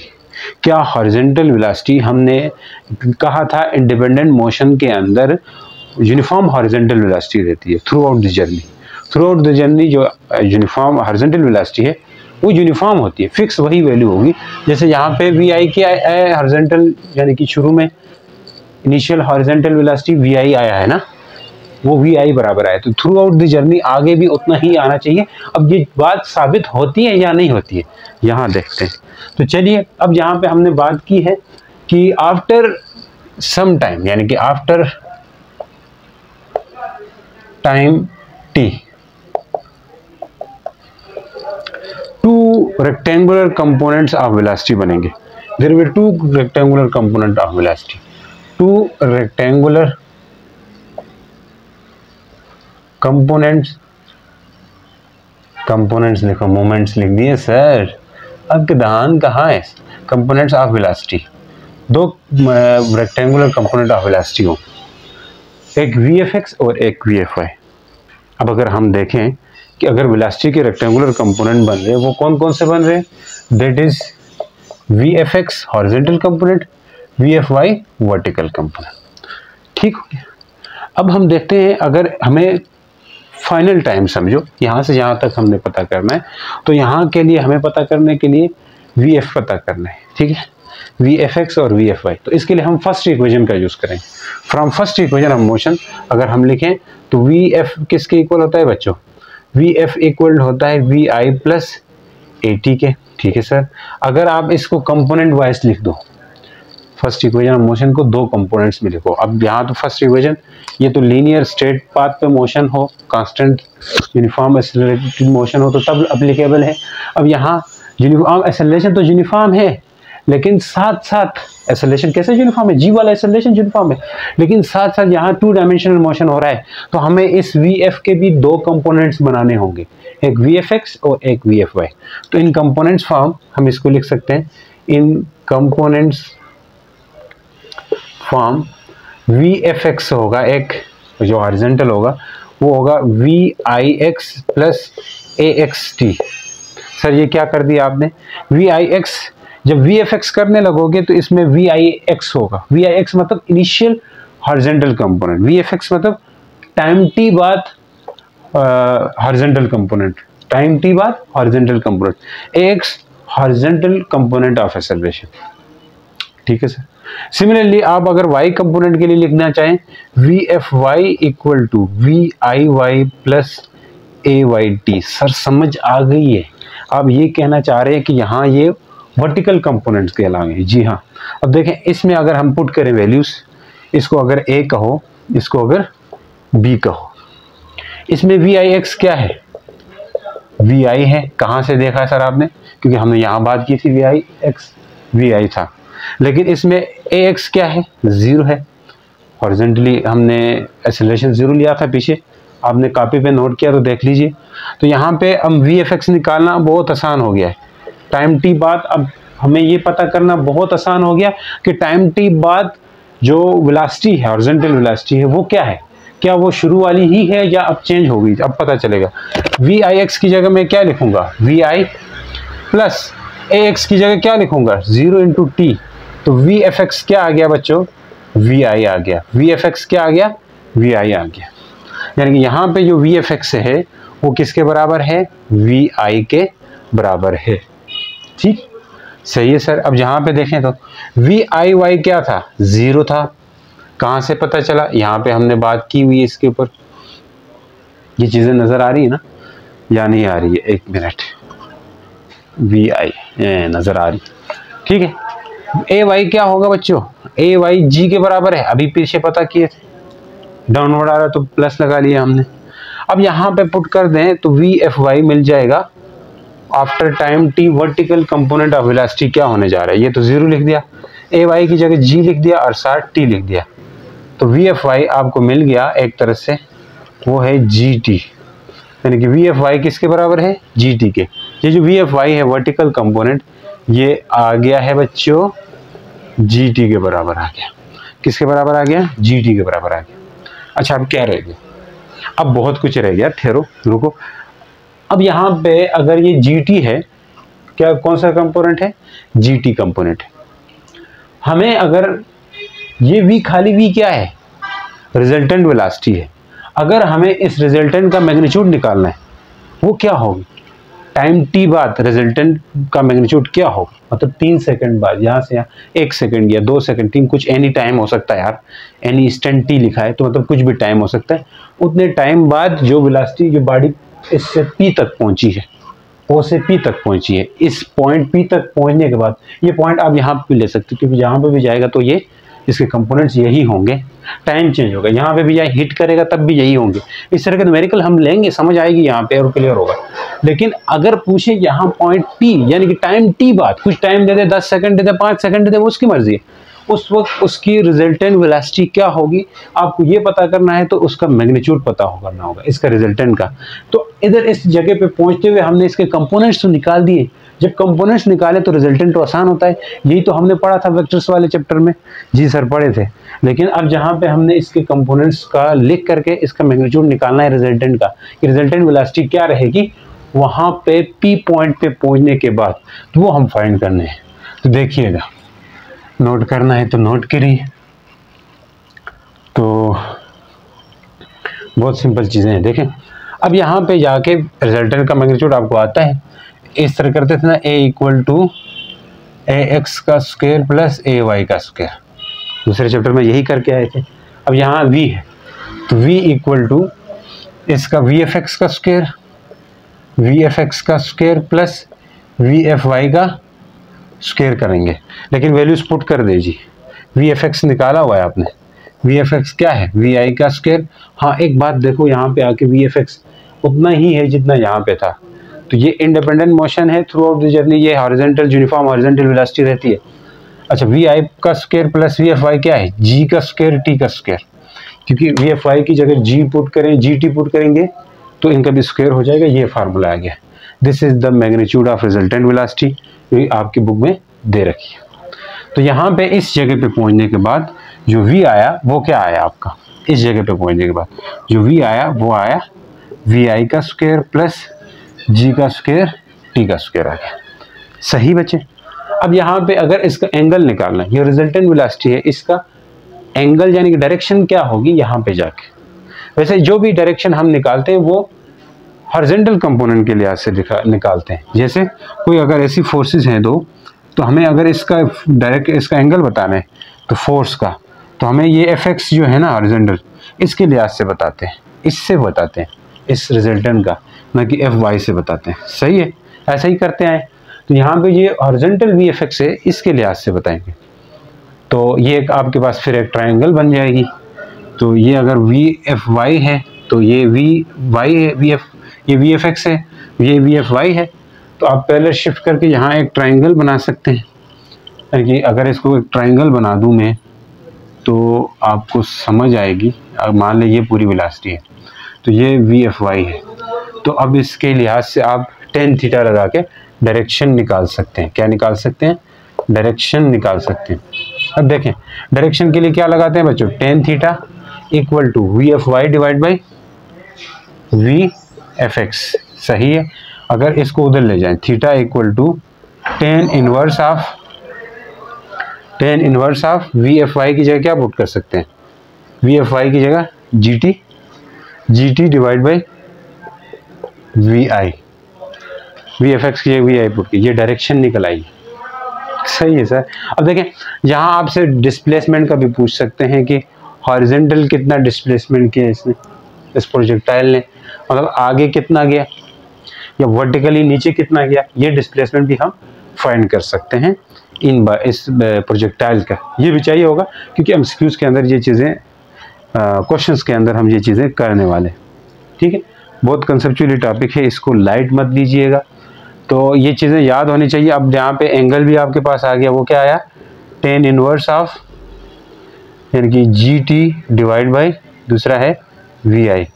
ये सब चीज़ें न्यूमेरिकल्स में, क्वेश्चंस में इस्तेमाल होंगी। ठीक है, मैं ये बिल्डिंग का एक साइड रखता हूँ, तो मेरा बोर्ड में जगह कम है ना, इसलिए इस तरह कर रहा हूँ। तो एक साइड से भी समझ आ सकती है, तो बस काम चला लें। सही है। तो अब देखें, हमें डिस्प्लेसमेंट देखना है। तो डिस्प्लेसमेंट के लिए कौन सी इक्वेशन सही है, सेकेंड इक्वेशन ऑफ मोशन, जो कि क्या है, इससे निकाल सकते हैं, S equals to V I T plus 1/2 A T का स्क्वायर। लेकिन ये सेकेंड इक्वेशन को हम इसके कंपोनेंट्स में लिख सकते हैं डिस्प्लेसमेंट के खातिर। कैसे कंपोनेंट्स बनाएंगे इसके, एक x है तो ये s है, s के दो कंपोनेंट्स हो सकते हैं, यानी कि s डिस्प्लेसमेंट है तो ये एक होगा। अगर हमें हॉरिजॉन्टल देखना है तो उसको x लेंगे, वर्टिकल लेना हो तो उसको y ले लेंगे। ठीक है, तो इसके दो कंपोनेंट्स होंगे। कंपोनेंट्स क्या होंगे वो देखें, कंपोनेंट्स होंगे x इक्वल टू, अब जब हॉरिजॉन्टल की बात कर रहे हैं, कौन सा कंपोनेंट है ये, हॉरिजॉन्टल है, तो इसके लिए x आएगा, x इक्वल टू वी आई की जगह वी आई एक्स होगा, t plus 1/2 A x T होगा। ये मैंने हॉरिजॉन्टल के केस में किया। वर्टिकली के लिए क्या होना है, वर्टिकल के लिए क्या होना है, बहुत इजी है। वर्टिकल के लिए होना है y equal to V I Y T plus 1/2 A Y T का स्क्वायर होगा। सही। अब यहाँ वैल्यूज पुट करते तो ये डिस्प्लेसमेंट निकलेगा कि हॉरिजॉन्टली ये आगे कितना गया है और वर्टिकली ये नीचे कितना आया है। ये भी आपके पूछ सकते हैं क्वेश्चंस के अंदर। अब देखें यहाँ से x जो है वो क्या होगा, डिस्प्लेसमेंट वी आई एक्स क्या चीज़ है आपके पास पता है क्या, वी आई एक्स है वी आई के बराबर है। ठीक हो गया। ए एक्स क्या है, 0 है। ठीक है सर। अब यहाँ पे पुट करें, इसको एक बार c कह दें, इसको d कह दें। ठीक है, तो c में पुट करें, इक्वेशन c में पुट करें तो क्या आएगी, x equal to V I X की जगह क्या लिख सकते हैं, V I T plus 1/2 A X 0 है और साथ t का स्क्वायर करें तो x equal to V I T. तो हॉरिजॉन्टल अगर डिस्प्लेसमेंट चेक करना है कि आगे कितना गया है प्रोजेक्टाइल को हॉरिजॉन्टली थ्रो करने के बाद, तो आप ये फार्मूला लगा सकते हैं। ठीक, याद करना है इसको। तो अब यहाँ के लिए आप देखें तो वी आई वाई तो 0 था सर, कहाँ से बता रहे हैं ये देखें, और वी ए वाई क्या है, ए वाई जो है वो g है। अब इक्वेशन d में पुट करें, इक्वेशन d में पुट करें तो y इक्वल आना है वी आई वाई की जगह क्या पुट करो, 0 इंटू टी। सही है। 1/2 ए वाई की जगह g और t का स्क्वायर, तो ये तो 0 भी हो गया, तो 1/2 g t का स्क्वायर, ये वर्टिकल डिस्प्लेसमेंट आ गया प्रोजेक्टाइल का, वो कि हम क्वेश्चंस के अंदर ये चेक करें। उम्मीद करता हूँ अच्छी समझ आ रही है यार। तो अब मैं एमसीक्यूज लिखता हूँ, न्यूमेरिकल लिखते हैं, फिर बात करते हैं। अस्सलाम वालेकुम बच्चों, आज हम पढ़ने जा रहे हैं, पढ़ने नहीं जा रहे हैं बल्कि हमने पहले जो एमसीक्यूज डिस्कस करने थे, अब हम क्वेश्चन करेंगे प्रोजेक्टाइल मोशन जो हॉरिजॉन्टली प्रोजेक्ट करते हैं, तो उससे रिलेटेड क्या क्वेश्चन बन करके आ सकते हैं, क्या ऐसे क्वेश्चंस आपके एमडीकेट इन वगैरह टेस्ट वगैरह में आपके बन करके आ सकते हैं, उनको डिस्कस करते हैं। देखें ये तो सिंपल से है, इसके बाद न्यूमेरिकल टाइप क्वेश्चन भी हम करेंगे जिससे आपका कंसेप्ट और अच्छा होने वाला है। जो कुछ मैथमेटिकल किया था उन सब का यहाँ पे एप्लीकेबल मतलब करके हम अप्लाई करके आपको देंगे। तो देखें कह रहा है कि which of the following statement is true not true for the horizontal motion of projectile. जब कोई प्रोजेक्टाइल हॉरिजॉन्टली मूव करता है, यानी कि अगर कोई बिल्डिंग रहे ऐसे मूव करता है, तो इसमें से क्या ऐसी चीज़ है जो ट्रू नहीं है, बाकी सब ट्रू होंगी, कोई एक ऐसे वो होगा जो ट्रू नहीं होगा इससे रिलेटेड। जब कोई प्रोजेक्टाइल हॉरिजॉन्टली प्रोजेक्ट किया जाए तो उसके मतलब सही नहीं है, वो बात आपने बतानी है। पहली बात कह रहा है कि projectile with horizontal component of motion will have a constant horizontal velocity। जो horizontal motion component है उसकी constant velocity होगी, यानी कि constant horizontal velocity होगी, कह रहा है। ये बात ठीक कह रहा है। हमने देखा था कि चाहे जहाँ पे हो तो इसकी वेलोसिटी वी आई थी, इनिशियल वेलोसिटी ही थी, जहाँ पे जो कंपोनेंट था उसकी भी वेलोसिटी वी आई ही थी। थ्रू आउट द जर्नी इसकी हॉरिजॉन्टल वेलोसिटी कांस्टेंट रहती है। तो ये बात ठीक कह रहा है, हमने पीछे पढ़ के आए। जिस किसी को कंसेप्ट नहीं है इसके बारे में डिटेल में जानना है वो बैक जा सकता है, और जिस किसी को बैक से क्लियर है तो वो आगे आ सकता है। ठीक है जी। अब देखें, the horizontal velocity of projectile is 0 metre per second at peak of trajectory. इस ट्रेजेक्ट्री का जो पीक होगा यहाँ पे हॉरिजॉन्टल वेलोसिटी 0 होगी, कह रहे हैं। नहीं होती 0, चाहे ये वाला हो, चाहे प्रोजेक्टाइल लॉन्च किया जाए किसी एंगल से, तो इसके भी टॉप पे आपके पास Vx 0 नहीं होता। ये हम अगले लेक्चर में हम समझने वाले हैं। अभी के लिए ये है कि यहाँ पे ये 0 नहीं होगा। ये बात ये कह रहा है कि the horizontal velocity of projectile 0 metre per second at peak of projectile. ये बात गलत कह रहा है। ये क्या कर रहा है? गलत कह रहा है, 0 नहीं होती थी। तो हमें जो इनकरेक्ट बात है वो बतानी है। बाकी ये नीचे दो बातें हैं ये ठीक है, इंडिपेंडेंट होते हैं, अनअफेक्टेड होते हैं। चलो पढ़ के बता देता हूँ। तो horizontal velocity of projectile is unaffected bye vertical velocity. Vertical velocity से अनअफेक्टेड होती है, इसलिए हमने कहा था ये दोनों एक दूसरे के इंडिपेंडेंट होती है। चाहे एक बाल आप सीधा नीचे ड्रॉप कर दो, या किसी एंगल से यानी कि आगे की तरफ ड्रॉप कर दो, दोनों सूरतों में आपके पास सेम आंसर आ रहा था, मतलब इंडिपेंडेंट है हॉरिजॉन्टल वेलोसिटी से। ऐसा एक क्वेश्चन नीचे है, इससे आपको और क्लियर होने वाला है। The horizontal displacement of projectile is dependent upon time. जो हॉरिजॉन्टल डिस्प्लेसमेंट है प्रोजेक्टाइल का वो टाइम पे डिपेंड करता है एंड इनिशियल वेलोसिटी पे डिपेंड कर रहा है। बात ठीक कह रहा है, क्योंकि जो हॉरिजॉन्टल कंपोनेंट होता है, डिस्प्लेसमेंट होता है x, वो वी आई टी के इक्वल आया था। आप ये देख सकते हैं डेरिवेशन में हमने किया था, तो ये इनिशियल वेलोसिटी और टाइम पे डिपेंड कर रहा है। तो ये बात ठीक कह रहा है। तो ये ऑप्शन नंबर बी है, ये इनकरेक्ट है। तो हमें जो ट्रू नहीं है उसको चूज़ करना है, तो ट्रू नहीं था वो हमने चूज़ कर दिया। अब नेक्स्ट आ जाए, नीचे वाले में क्या कह रहा है। नीचे वाले क्वेश्चन में आपसे कह रहा है कि जो एक कोई दो बॉडी है, पार्टिकल ए है, एक पार्टिकल बी है, तो किसी हाइट से इनको ड्रॉप किया गया है, किसी हाइट से, यानी कि पार्टिकल ए और पार्टिकल बी को हाइट से अगर ड्रॉप करने से क्या होगा।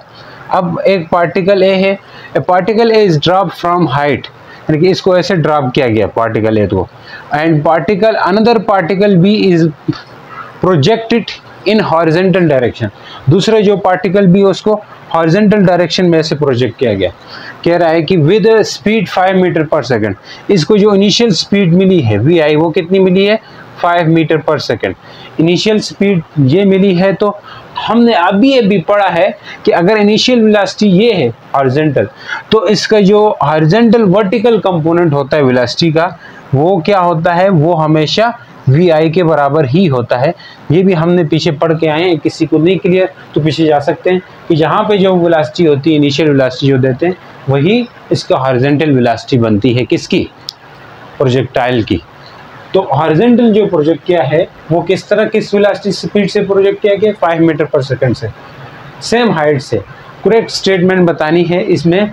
देखो अब इसका एक कंसेप्ट मैं बताऊं इस ऑप्शंस को पढ़ने से पहले, कि हमने कहा था कि जो हॉरिजॉन्टल कंपोनेंट वेलोसिटी का वही रहता है जो इनिशियल वेलोसिटी देते हैं हम। अगर वही रहता है तो इट्स मीन, इसका मतलब क्या है बच्चों, कि इसका जो हॉरिजॉन्टल कंपोनेंट होता है वेलोसिटी का प्रोजेक्टाइल के दौरान, जो हॉरिजॉन्टली प्रोजेक्ट करते हैं उसके केस में, जो हॉरिजॉन्टल कंपोनेंट है वो अनअफेक्टेड होता है। मतलब ये कोई इफेक्ट नहीं डालता वर्टिकल कंपोनेंट पे, ये दोनों इंडिपेंडेंट होते हैं।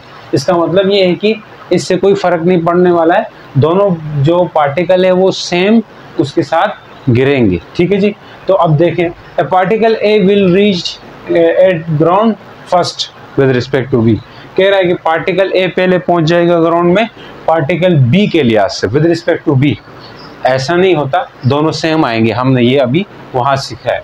Particle B will reach at ground with respect to particle A, particle B जल्दी पहुंचेगा, ये बात भी गलत है, क्योंकि हमने कहा अब आप सोच रहे होंगे कि इसको हमने कोई स्पीड भी दी है, इसको डायरेक्ट छोड़ा है, ये जल्दी जाएगा, या ये सोचते होंगे ये जल्दी आ जाएगा, ऐसा कभी नहीं है। कि इसका जो हॉरिजॉन्टल कंपोनेंट भले आप 100 दे दो, 20 दे दो, कितना भी दे दो, उससे इफेक्ट नहीं पड़ने वाला, सिर्फ वर्टिकल कंपोनेंट दोनों का सेम होगा, तो इसलिए ये दोनों सेम स्पीड से आके गिरेंगे और सेम मतलब टाइम पे गिरेंगे। और याद ये रहे कि ये सेम हाइट से गिराना चाहिए, अगर इसको ऊपर से थोड़ा ऐसे प्रोजेक्ट करोगे, मैंने बताया था, फिर ये लेट आ जाएगा, ये जल्दी आ जाएगा, ठीक है जी। Both reach at ground simultaneously, ये बात ठीक है, दोनों एक साथ ही ग्राउंड में आके गिरेंगे, तो ये ऑप्शन ठीक है। अब नेक्स्ट करते हैं इसके बाद। अब देखें ये जो क्वेश्चन है थोड़ा न्यूमेरिकल टाइप है, तो इसको देखते हैं। अब कह रहे हैं कि an aeroplane flying horizontally with a speed of 360 kilometre per hour, एक एरोप्लेन है वो 360 किलोमीटर पर आवर की स्पीड से चल रहा है, ठीक है। अब इसमें आपको ये कहा है कि वो रिलीज कर दिया, उसने क्या रिलीज कर दिया, बम रिलीज कर दिया, ठीक है। ये चल रहा था कि यहाँ किसी ग्राउंड के इसने हिट करना है, यानी कि ये जो एरोप्लेन है, ये आपको लगेगा मैंने एरोप्लेन टाइप बनाया, ये चल रहा है, तो इसने हिट करना है, कितनी स्पीड से जा रहा है, इसकी जो स्पीड है वो है 360 किलोमीटर पर आवर है।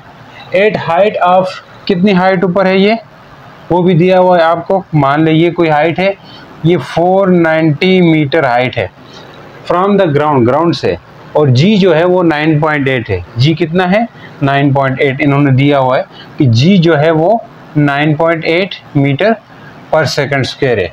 It will strike a ground, ये ग्राउंड को कितनी दूर से स्ट्राइक करेगा, अगर यहाँ पे कोई ग्राउंड है कि ये कहाँ से, यानी कि ये कितना आगे जाके, यानी ग्राउंड को कितनी दूर से ये स्ट्राइक करे ताकि इस ग्राउंड पे जाके हिट हो जाए, प्रोजेक्टाइल क्या हो जाए, हिट हो जाए। तो इसके लिए आपने ये जो इसका डिस्टेंस बनता है ये हमें निकालना होगा। पहले हमें दिया क्या क्या है, v दिया हुआ है, यानी कि ये इनिशियल वेलोसिटी होगी इसकी, ठीक है, और ये g दिया हुआ है, और 490 ये हाइट दी हुई है। वैसे हाइट को जो ऊपर है इसको हम y लेते हैं, जो डिस्प्लेसमेंट है, तो y जो वर्टिकल डिस्प्लेसमेंट होता है प्रोजेक्टाइल का, अगर ये यहाँ से हिट कर देता है तो वर्टिकल डिस्प्लेसमेंट के लिए फार्मूला क्या है, हमने पढ़ा है, वर्टिकल डिस्प्लेसमेंट के लिए फार्मूला होता है 1/2 gt का स्क्वायर।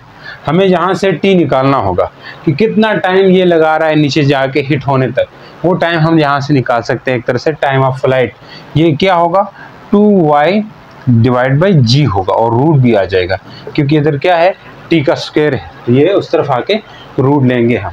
अब ये 2 है तो पुट कर दें, 2 की वैल्यू क्या है 2 है, और साथ में y की वैल्यू 490 है, और नीचे 9.8 है, और रूट किया तो ये t आ गया, सही। अब इन दो को मल्टीप्लाई करें, इन दो को मल्टीप्लाई करने से क्या आने वाला है, इन दो को मल्टीप्लाई करने से टाइम, अब देखें t equal to 2 multiply by 490 करेंगे तो इससे क्या आएगा बच्चों, 2 मल्टीप्लाई बाई 490 980 आएगा, और नीचे आ जाएगा 9.8। अगर इन दोनों को डिवाइड करते हो तो बच्चों क्या आता है 100 आता है, आप चेक करना। तो टाइम 100 यानी कि 10 सेकंड आ गया, यानी कि 10 सेकंड लगा रहा है, टाइम ऑफ फ्लाइट आ गया। लेकिन हमें अभी भी क्या फाइंड करना है बच्चों, हमें फाइंड करना है इसका जो हॉरिजॉन्टल डिस्प्लेसमेंट क्या हो, मतलब कितने आगे जाके ये हिट हो जाएगा, यानी कि कितना आगे जाके ये स्ट्राइक करेगा। वर्टिकल डिस्प्लेसमेंट तो ऊपर कितना है वो दे दिया, हॉरिजॉन्टली आगे कितना जाएगा ये चीज़ हमें पता करनी, वो 1 किलोमीटर दूर से हिट करना होगा, इसको स्ट्राइक करना होगा, या 10 किलोमीटर से हिट करना होगा, या 100 किलोमीटर से करना होगा, या 16 किलोमीटर से करना होगा, ये हमने पता करना है। तो पता करने के लिए अभी तो टाइम आ गया हमें पास, टाइम कितना है 10 सेकंड। तो हम अब हॉरिजॉन्टल डिस्प्लेसमेंट निकालने के लिए फार्मूला क्या लगा सकते हैं बच्चों, x equal to V I T, initial velocity multiply by T होता है। वी आई आपके पास है, जी हाँ कितना है 360 किलोमीटर पर आवर है, और टी कितना है 10 सेकंड। अब मसले यहाँ पे ये सेकंड में है, ये जो यहाँ पे हॉर्स दिया हुआ ये किस में है, ये जो हॉर्स दिया हुआ ये आपके पास हॉर्स में और ये सेकंड में, तो इस सेकंड को हॉर्स में कन्वर्ट करने के लिए आप 3600 से डिवाइड कर लोगे, तो आपके पास मिलेगा क्या, 360 किलोमीटर पर आवर। इसको 10 करें, इसको क्या करेंगे 36 सेकेंड, 3600 होगा। अब यहाँ से ये कट सकते हैं, ठीक है जी, ये हॉर्स में आ जाता है, हॉर्स में फिर ये एच कट जाएगा, 0 से कटेगा, ये 0 से 36 से कटेगा, x equal to just 1 kilometre. लेकिन इसने 1 किलोमीटर दूर से स्ट्राइक करनी होगी, हॉरिजॉन्टल डिस्टेंस इतना रखना होगा, तभी जाके ये आगे ग्राउंड पे हिट हो जाएगा। उम्मीद करता हूँ समझ आ रही है। अगर ये समझ आई ये बात, तो अब हम नेक्स्ट वाला क्वेश्चन करते हैं, B4 वाला। तो इससे भी आपको चीज़ें क्लियर होने वाली है।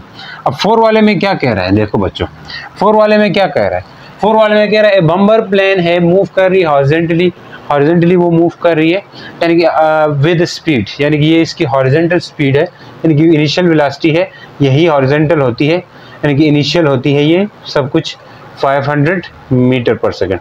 अब देखो जो हॉरिजॉन्टल कंपोनेंट होता है, चाहे वो VIX भी वही होगा और VFX भी वही होगा, क्योंकि चेंज नहीं होता। सही, ये हमें पता है, हमने पढ़ा है।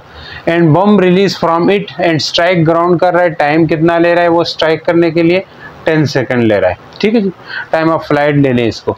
एंगल एट विच स्ट्राइक, कितने एंगल पे ये स्ट्राइक करेगा, तो एंगल का फार्मूला था, यानी कि एंगल अगर निकालना हो प्रोजेक्टाइल ऊपर से फॉल कराते हुए, तो वो एंगल इक्वल होता है 10 इनवर्स ऑफ VFY VFX, ये फार्मूला होता है एंगल का। अब अगर ये निकालना है VFY किसके इक्वल होता था, VFX तो है ये 500, VFY हमने पढ़ा था, जो VFY हम निकाल रहे थे वो GT के बराबर होता था, किसके, G, और G इन्होंने 10 दिया हुआ है, तो 10 मल्टीप्लाई बाई 10 तो कितना होगा बच्चों, 100 मीटर पर सेकंड। ये VFY भी आ गया। अब पुट कर दें यहाँ पे, theta equal to 10 inverse of VFY कितना है 100 डिवाइडेड बाई 500, तो 0 कटेगा, तो 10 इनवर्स कितना आने वाला है, 10 इनवर्स ऑफ 1/5। ऐसा कोई ऑप्शन में है, जी हाँ है, तो ये ऑप्शन नंबर ए आपका दुरुस्त जवाब होगा। उम्मीद करता हूँ समझ आ रही है। चलिए देखिए, अब ये क्वेश्चन है थोड़ा टफ है, उससे अगर ये चीज़ कर लोगे अपने बुक में जो न्यूमेरिकल प्रॉब्लम है वो सब आप सॉल्व करने वाले हैं, थोड़ा गौर फिक्र उसमें कर लो, इससे इजी होंगे, ठीक है, इतने टफ नहीं। अब यहाँ कह रहा है कि projectile is fire horizontally from velocity of 98 metre per second from the top of hill. कोई हिल है, पहाड़ी ले लें, ठीक है, यहाँ से प्रोजेक्टाइल को फायर किया गया, ठीक है। अब ये फायर करेंगे तो प्रोजेक्टाइल यूं होके गिरेगा, यूं होके गिरेगा ना, यूं होके गिरेगा। अब कोई भी प्रोजेक्टाइल होते हैं जब ये गिरता है तो उस वक्त क्या होगा, मैं ज़रा डायग्राम अच्छी सी बनाता हूँ आपके लिए ताकि वो हो जाए। अब यहाँ से इस प्रोजेक्टाइल को थ्रू किया गया है। अब अगर इसको थ्रू किया गया है तो ये विद कितनी वेलोसिटी के साथ, यहाँ से जो इनिशियल जो वेलोसिटी इसको मिली है वो मिली है 98 metre per second. Initial velocity जो होती है वही सेम वेलोसिटी हॉरिजॉन्टल होती है, यानी कि VX होगी, चाहे वो VX हो चाहे वो VFX हो, सब यही होने वाले क्योंकि कांस्टेंट होती है। अब कह रहा है कि टॉप ऑफ हिल, यानी कि इसकी हाइट कितनी है हिल की, यहाँ से ये हाइट ये है, ये वाई कंपोनेंट होता है बच्चों, ये है 490 मीटर। अब पूछ क्या क्या आ रहा है, फाइंड पहले का this time taken by projectile to reach the ground. जहाँ से अगर ये O है, O से A तक आ रहा है, तो A तक आते वक्त इसने कितना टाइम लिया, तो फाइंड क्या करना है, पहले जी टाइम फाइंड करना है। दूसरा, the distance of point where the particle hit the ground from foot of hill. इसका मतलब क्या है कि अगर ये फुट है, इससे लेके इधर तक जहाँ हिट किया प्रोजेक्टाइल ने, इधर तक ये डिस्टेंस कितना है, यानी कि ये हॉरिजॉन्टल डिस्टेंस पूछ रहा है, x पूछ रहा है, यानी कि x पूछ रहा है, हॉरिजॉन्टल डिस्प्लेसमेंट पूछ रहा है आपसे, ठीक, रेंज पूछ रहा है एक तरह से। दूसरी बात, the velocity with projectile hit the ground, यानी कि ये प्रोजेक्टाइल इस ग्राउंड पे कितनी वेलोसिटी से हिट करेगा। मैंने कहा था इसके वेलोसिटी के कंपोनेंट होंगे, एक कंपोनेंट x एक्सिस के अलोंग होगा, अगर ये थोड़ा सा हम टिल्टेड बनाएं तो सही रहेगा, ठीक है। इसके कंपोनेंट एक VX होगा, एक VY होगा, तो यहाँ पे होगा वो एक VFX होगा, एक VFY होगा। तो ये एंगल भी हम फाइंड करने लगे हैं बाद में, थोड़ा नज़र आ रहा है, एंगल भी हम फाइंड कर सकते हैं। अब हमें इधर कितनी स्पीड से यहाँ पे ये गिर रहा है, हमने ये चीज़ फाइंड कर दी, यानी कि V फाइंड करना है, रिजल्टेंट वेलोसिटी फाइंड करनी, ठीक। ये एंगल भी फाइंड कर सकते हैं, हो जाएगा, फाइंड हो जाएगा। अब देखिए T निकालना है, क्या निकालना है? T। Y आपको दिया हुआ है तो T निकालना बहुत आसान है, यानी कि अगर Y दिया हो तो T निकाल सकते हैं, क्योंकि जो पहला जो काम है A वो निकल सकता है, क्योंकि Y इक्वल होता है किसके? 1/2 GT²। जी हाँ, यहीं से हम T निकाल सकते हैं, यहीं से हम T निकाल सकते हैं। अब देखें G तो है हमारे पास, कितना दिया हुआ है? 9.8 है, 9.8, ठीक।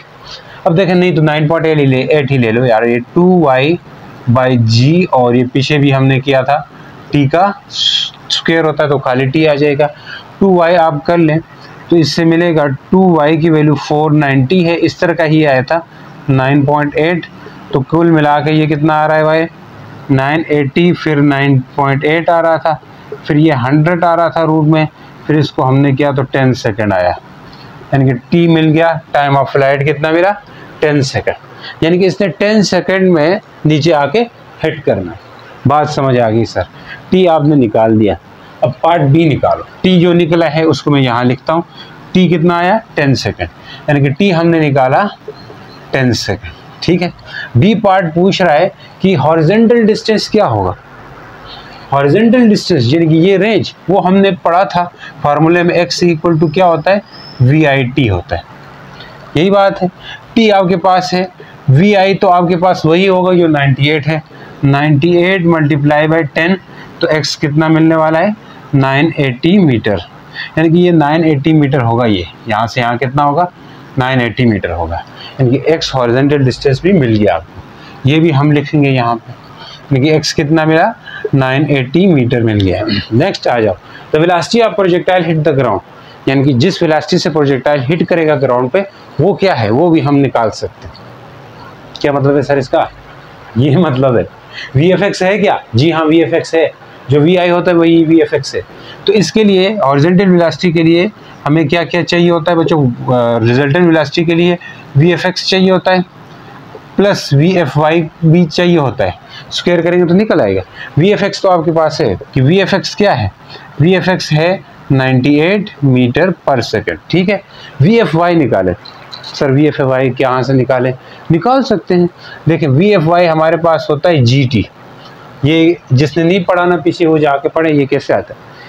VFY आप निकाल दें GT से, तो G कितना है? 9.8, T कितना है? 10 है, तो इससे कितना आएगा? VFY 98 आएगा, कितना आएगा? 98 मीटर पर सेकेंड। सर ये तो सेम आए, जी हाँ सेम आ सकते हैं। VFX और VFY कितना है? दोनों 98 है, तो अब आपने इसमें पुट करके आप निकाल सकते हैं, तो पुट कर लेते हैं। तो क्या जाता है?